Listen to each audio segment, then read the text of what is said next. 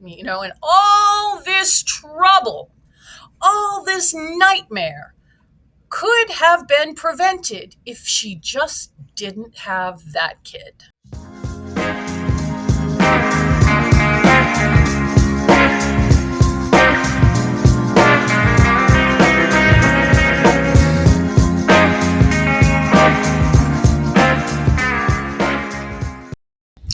Hey guys, it's Devin Harrington, the average Gen Xer. Welcome back to my channel.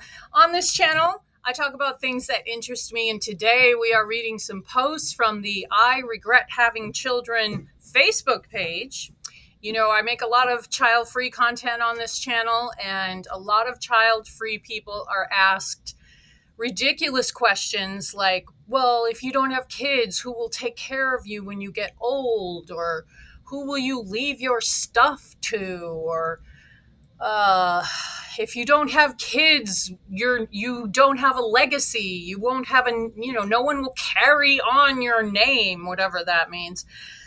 But today we're looking at a question for the people who do choose to have children, and that is, what if you birth your worst nightmare? And that does happen, unfortunately. So let's get right to these posts. But first, if you watch my content, I always encourage people who are animal lovers to please consider fostering with your local animal shelter. This is my current foster monkey. He was one of 3 tiny puppies that I took in as fosters for the Austin Animal Society about 2 months ago. And now he's so big. And he's not growling. He actually talks like that. He's done it since he was a tiny baby.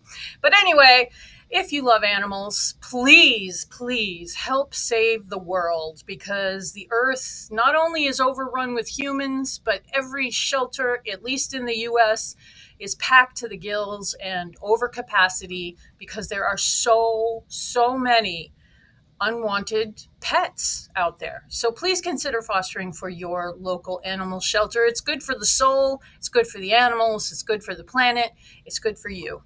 So please consider it. Thanks. Okay, first post from the I Regret Having Children Facebook page is called "He's Out Breaking into People's Houses While I'm at Work." I live in a town where people used to leave their doors unlocked. Now they double check their locks, and I'm the reason. Or my son is. I don't even know anymore. He started stealing when he was 12. Small things, candy from the gas station, then tools out of a neighbor's garage. Now he's 16 and breaking into people's homes while I'm working second shift at the nursing home. I get off at 11, I come home and pray I don't see blue lights down the street. Sometimes I don't sleep at all. The cops know him by name. So do the shop owners. He's been caught twice already. The next time, it won't be juvie. It'll be real prison. And if it's not the police, it might be some homeowner who decides to stand their ground. And in the US, there are stand your ground laws in certain states, which is what that's referring to, where it is legal to shoot someone who breaks into your house. People always ask where his daddy is. I used to lie and say he moved away for work. Truth is, he ain't been around since my son was 2. Locked up, last I heard. I guess the apple didn't fall far. But I tried. I swear to God, I tried. I worked. I fed him. I showed up at the school when nobody else would. I put him in church, in programs, in therapy. All I got was a boy who lies, steals, and doesn't care who he hurts, even me. My neighbors whisper about me now, like I'm the reason their lawnmowers are missing, like I raised a monster. Maybe I did. Maybe that's what hurts the most. I regret having him. I regret ever thinking love would be enough. God, that's depressing. This poor woman has sacrificed her life, essentially, to try and get this kid up to speed to being a decent fucking human. And it sounds like he's kind of a psychopath. Like, he just doesn't care. He can't feel normal emotions. And to my knowledge, psychopaths are born, not made. And I don't know what percentage of the human population just happens to be born without human emotions, which makes them a psychopath. They can't feel shame. They can't feel love. They can't feel attachment toward anything. They just imitate what they see other people acting like. And that has got to be, that's just bizarre. But it happens. And this kid sounds kind of like a psychopath. I feel horrible for this woman because it sounds like she really did her best. But, the father sounds like a scumbag. It's bad life choices. And if you're going to make a bad life choice, at least make it be something that isn't, you're not stuck with it for the rest of your life. Because this woman is going to be stuck with this kid's behavior long after he turns 18. And hopefully he will go to prison and not be able to hurt anyone on the outside anymore. Comments. Susan Zumbuel says, I know you did your best, and rottenness is just at the core of some people. Hopefully someone reaches him before he destroys his adult life. Protect yourself as best you can and know that you are not alone. My story is similar, but the comments have been so mean that I'm afraid to share at this time. Yeah, and see, the child that you raise could be nothing like you. He could be just completely something that seems like he came from another planet. And that's not your fault, you do your best.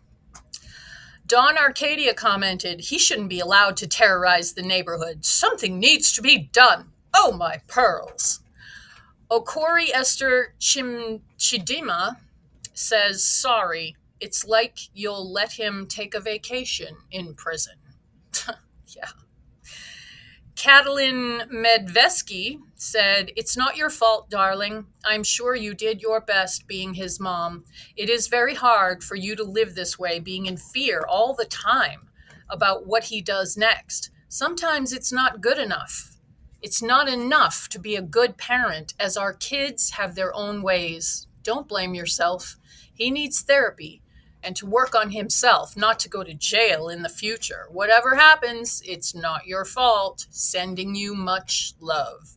Now, we can't know what this kid's upbringing was like.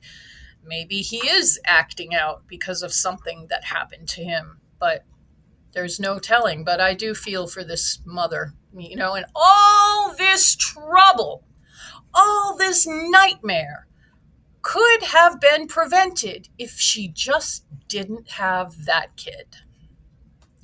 It's really so crazy to me how doing something that's supposed to be natural can cause so much trouble.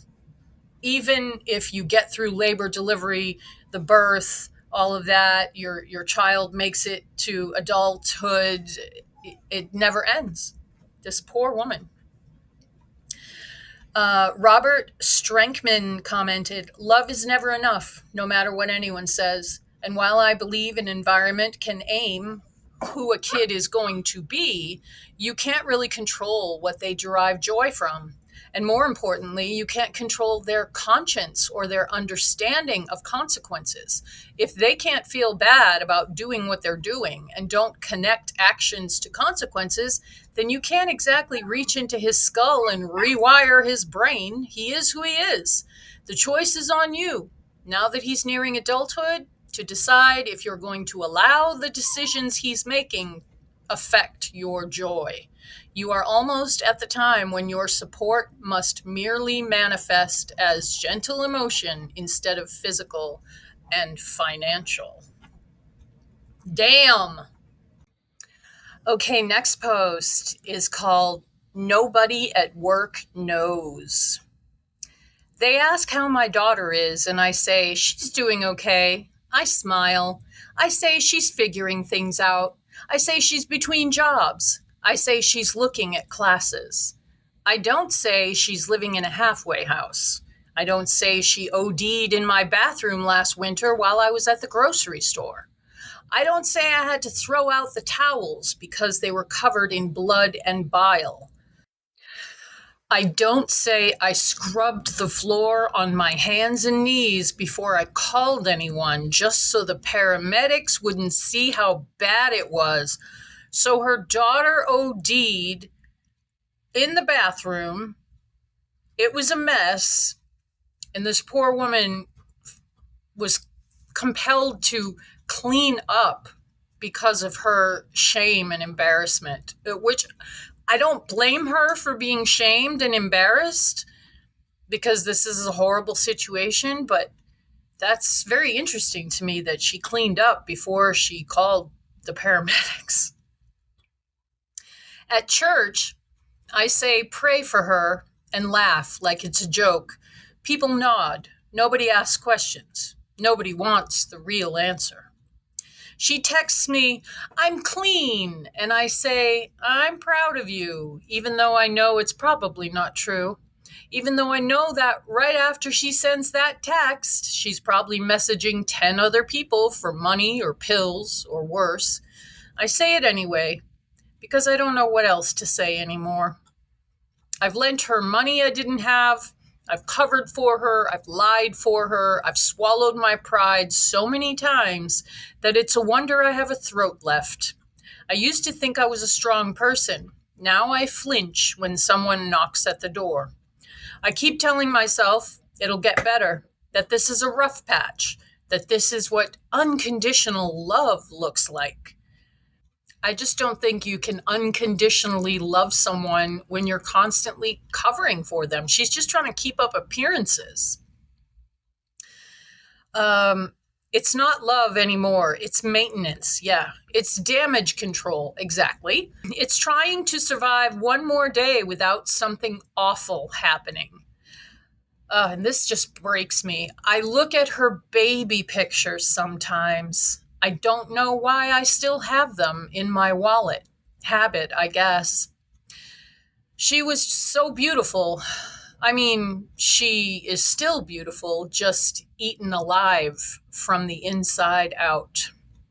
I regret having her, and I regret that I'm too ashamed to say that out loud to anyone but strangers on the internet. Well, ma'am, you should not be ashamed that you don't want to say that out loud, because society has certainly conditioned, particularly women, to believe that becoming a mother is the greatest achievement that a woman can possibly aspire to. If that's true, then why do so many women have a story like this? She doesn't mention that she has other children, but she sounds like the first post we read, where they just had one kid. And this is what they get. There's no guarantee. You can be the greatest parent in the world, and your kid is perfectly able of going out into the world and getting hooked on hard drugs and dying or doing any number of horrible things. And there's nothing you can do about it. Okay, comments on this post. Petra Kina said, scrubbing the floors so the paramedics won't see how bad your daughter's state is before you call for help? That told me everything I needed to know.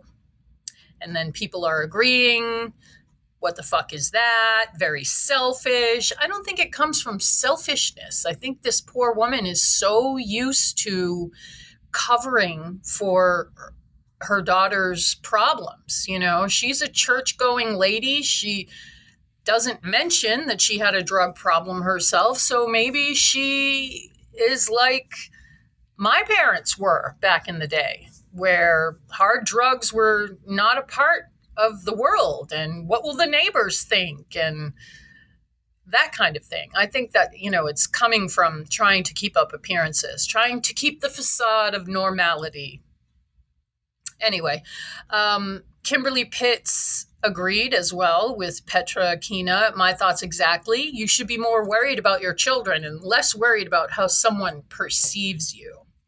And that is true, but it's damn hard to to just stop worrying about what other people think. It's such a common response in so many of us.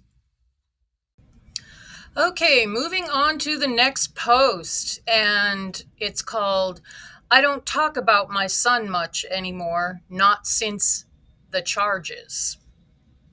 When he was little, I thought he was just difficult. That's the word people use when they don't want to say off.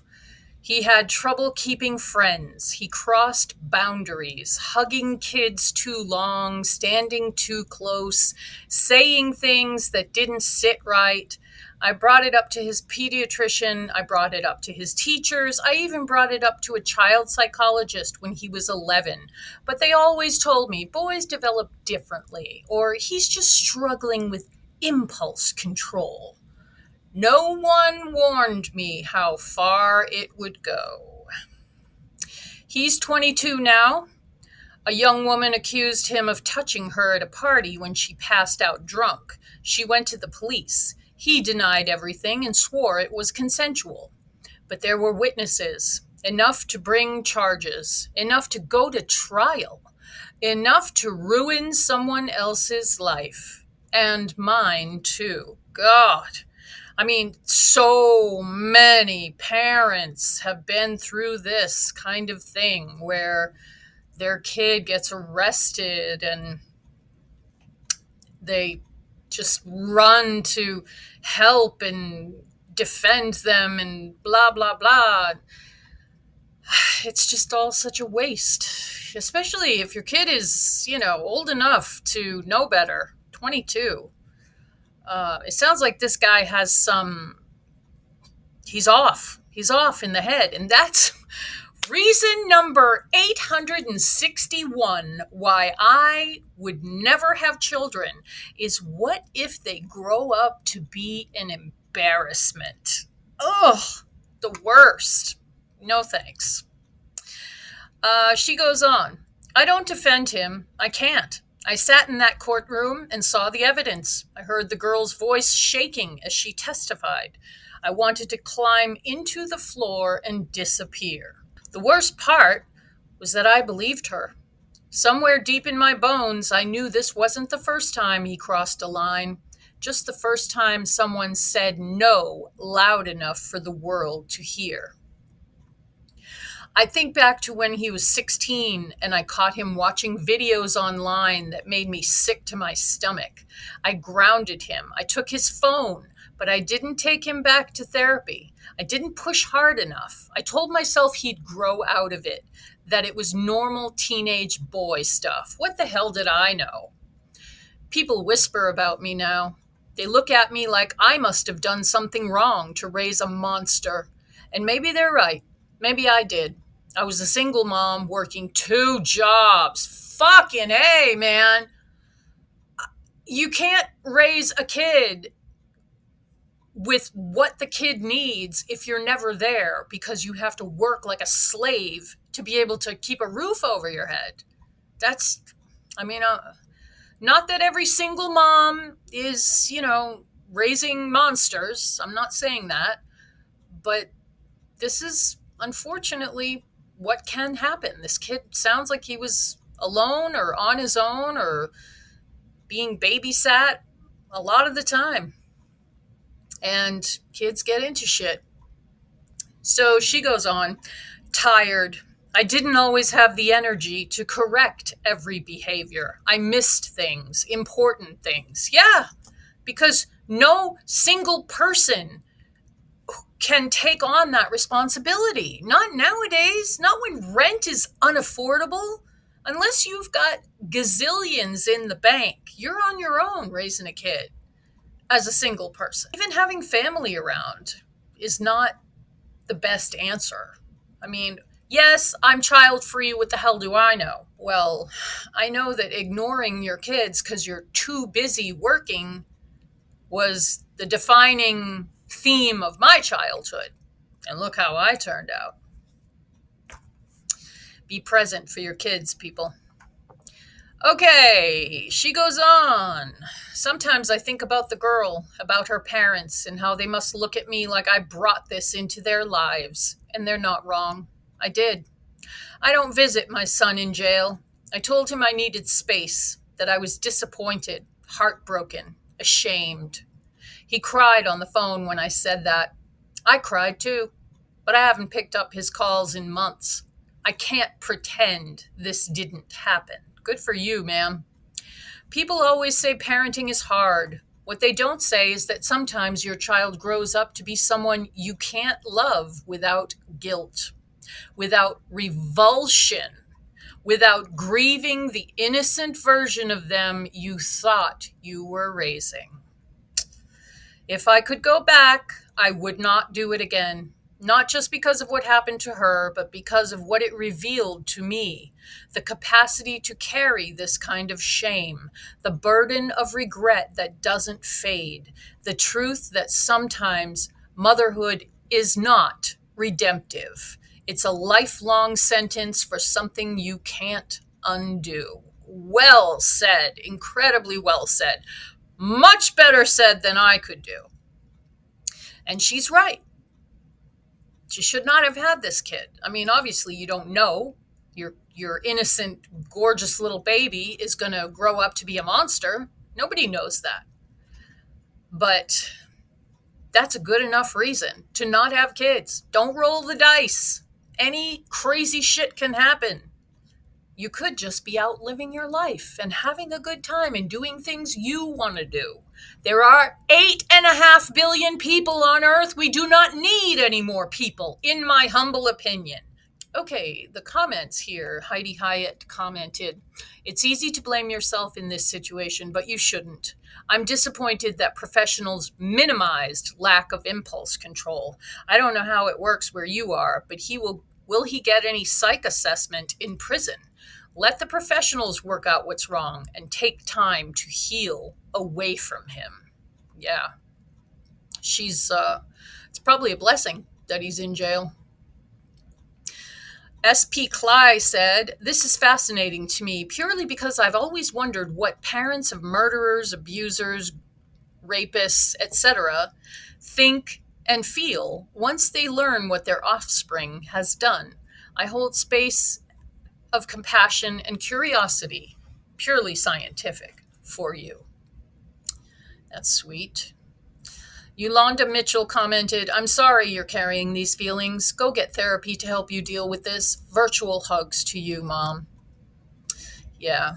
And Amy Lee commented, "This is just so sad. He's obviously paying the price for his mistake. Denying love is, in my opinion, not the answer, though.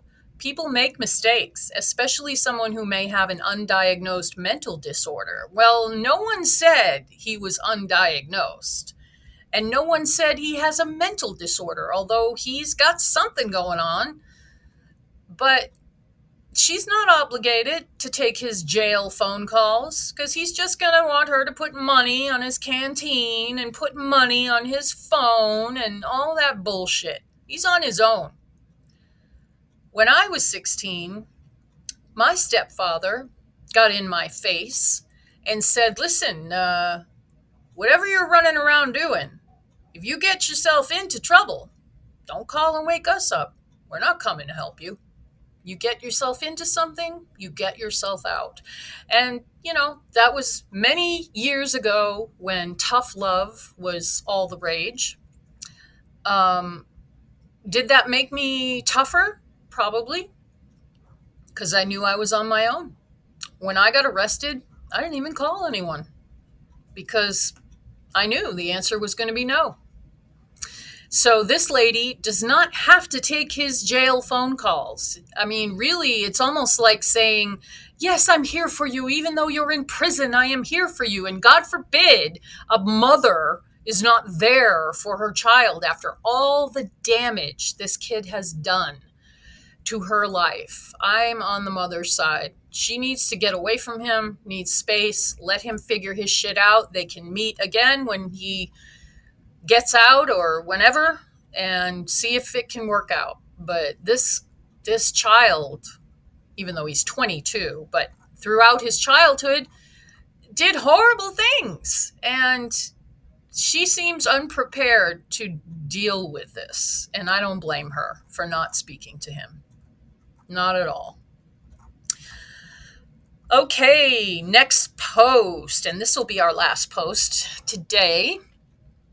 It's called My Son Was 11 the Last Time He Called Me Dad.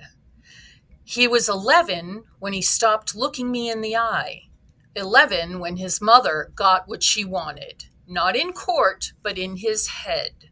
I don't know the exact day she turned him fully against me, but I remember the last time he hugged me. He was stiff, quiet.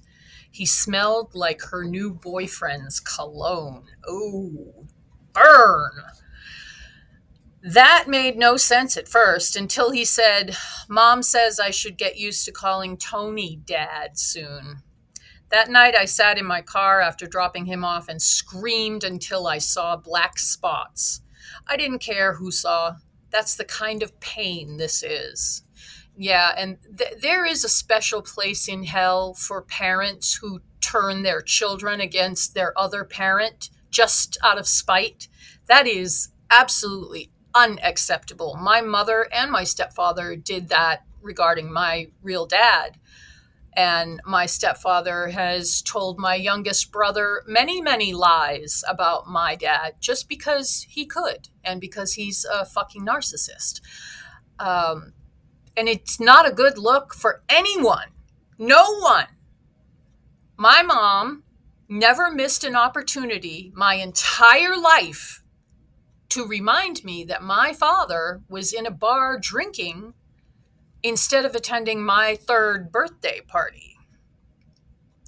Now, that doesn't sound like a big deal because I would never have known that he didn't attend my birthday party if she had not told me a million times. But the thing that she did not tell me is that on my third birthday, she was already screwing around behind his back and ended up getting pregnant with twins.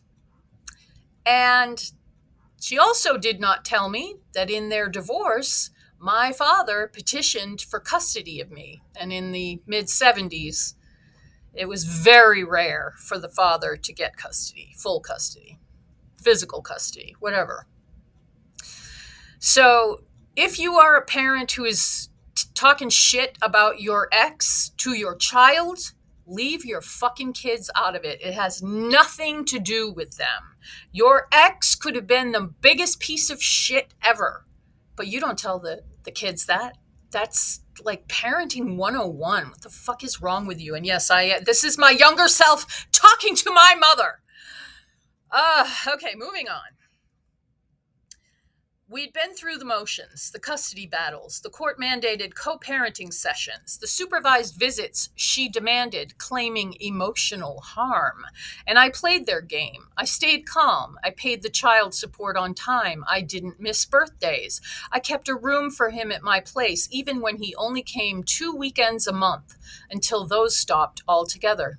It didn't matter. Every visit, she planted new poison. Little things like, your dad doesn't care about you like we do. He just wants control. He's the reason I cry. Kids absorb it. They become mirrors for someone else's bitterness. Yep. It's not his fault. That's the thing that breaks me most. He's not the villain, but I'm still left with no child. He doesn't answer my texts. Calls go straight to voicemail. Christmas came and went with no word. I found out from Facebook that he made the honor roll. A friend of a friend tagged his mom. I zoomed in on the picture, trying to find any trace of me in his smile. There wasn't any. You know, when I became a father, I promised myself I'd never be like mine. I'd never disappear. And I didn't. I showed up. I fought for him, but none of it mattered once she decided I was disposable. She didn't just take custody. She took our bond, our history, the version of me he once loved. She made me a ghost. People say, don't give up. They don't understand that sometimes your child gives up on you, and there's nothing you can do to stop it. I regret having a child, not because of who he is, but because of what the system and she turned it into. I live every day grieving someone who is still alive. That's a special kind of hell. And that's something you also can't know. You know, we don't know the situation here, but these people could have gotten married and wanted to have a baby and were so excited when they got pregnant and were so happy to have this little child, and then things didn't work out. But that's where the kid's involvement in it should end. You want to talk shit about your ex, you talk shit about your ex to anyone else on planet Earth except your children. Oh, this poor guy. And see, all this fucking misery could have been prevented with a single condom or any other kind of birth control used correctly. What a waste. What an absolute waste. That's what I think of every time I read one of these nightmare stories where the child you wanted so badly or worked so hard for or whatever turns into this asshole. I mean, this kid, you know, it's not his fault that his mother is putting bitterness and poison in him towards his dad. Hopefully he will grow up and realize that what's really going on and speak to his dad again. But, you know, you wonder, when is it too late? Comments on this post. Natalie Wilkinson said, I wonder if men ever consider the possibility that it is actually their fault and not someone else's. So I read this guy's post and I was looking at it in terms of my childhood, because I had parents that talked shit about the divorced other parent. And I sympathize with this guy. And yet all these women came for him in the comments. Brie Elizabeth commented, normally I'd agree with this. However, my parents constantly talked crap about each other, put us in the middle, insisted the other was lying, etc. All the things that parents who do this do. My mother did the same, lied, said my father was lying, just complete emotional immaturity. And depending on which parent you live with and are hearing it from more than the other, you're going to tip further one way than the other. This sounds like a case of one parent, the mom, making the other parent, the dad, out to be a supervillain. And for all we know, the kid might be being threatened or punished or made to feel like they have no choice but to believe the mom. AKA, sometimes there's a lot of psychological stuff that can happen with kids of divorce. It's not the kid's fault. And as they get older, they'll get to form their own opinions. Dad just needs to be patient. Yeah. But then Tate Zinel agreed with the first comment, who thinks it's the OP's fault that he's in the situation he's in, which, yeah, we don't know the backstory, so I wouldn't just jump to that conclusion. Seriously, the whole woe is me, precious dad that the courts have wronged is so ridiculous. All dads have to do to get 50-50 custody is just show up to court, and men with abuse allegations actually do better custody-wise just for showing up. Instead of him looking at his actions at all, the blame is on everyone else and the system. It reads like incel fanfic of what they think reality is. I don't know. I think that's taking it too far. I think this guy really is tried to be the best dad he could be. And at least from what he said, the mother is talking shit about him to the stepfather and to the kid. And that's, I don't care what kind of an asshole the real father was when they were married. Never, ever, ever talk shit about your ex to your kids or to your current spouse. That accomplishes nothing. And for fuck's sake, this woman's telling her kid that he can start calling her new husband dad. He's not his dad. Why can't he call him by his name? Now, see, I'm getting into my own childhood again, too. This fucking shit can just trigger the hell out of you. And the kid is 11, so he's not a baby. Rhett Richardson said, she told an 11-year-old you hate her, and the 11-year-old just believed it. He didn't see you do anything. He didn't witness any negative behavior at all from you, and he just believed his good, loving father was a bad person. Go find an 11-year-old with a good father and try to convince him his father is bad. You can't even convince the ones with bad fathers that their fathers are bad. So people are speculating as to what this poor guy has done to deserve this kind of treatment. And there may be something, for sure. We never know what goes on behind closed doors. But just looking at it from the point of view of my dad, and my dad was the greatest guy that ever lived. He was one of those people that if you didn't like him, if you didn't get along with him, there's something wrong with you. So luckily, I never believed any of the shit that was said about my dad and his parents, my Nana and Pumpy, who were like my favorite people in the world. Anyway, enough about my sob story. Tamiko Patton said, I'm more inclined to ask you, how did you treat your wife during the marriage and the divorce? Were you the cause of the divorce? Children don't shun their fathers unless it's a really good reason to do so. Children aren't going to readily accept some new dude as their dad unless you did something heinous to their mother or them. Well, I don't know about that. Maybe kids nowadays are more inclined to be open about that, but for the most part, children believe what their parents tell them. And I mean, this kid is 11, so that's a little old for him to just go along with whatever his mom says. But I was 8. Here we go with my childhood again. I was 8 when my mom said, you can call him dad now. And he had like moved in with us. And this was, a couple weeks after they met. And then 10 minutes after he moved in, she tells me, you can call him dad now. And I was 8. What's an 8-year-old going to say? No, that's not appropriate. None of this is appropriate. No, you're just going to do what your parents tell you because you are a little kid and you think they know everything. The next person who commented, I cannot read their name. It appears to be Russian, maybe? Children grow up, wisen up, and he will not always be so easy to manipulate. Just wait for your time and don't give up. I have friends who were children of such parents, and with growing up, they saw through the lies. And that is very good advice. I hope this guy does hang in there and,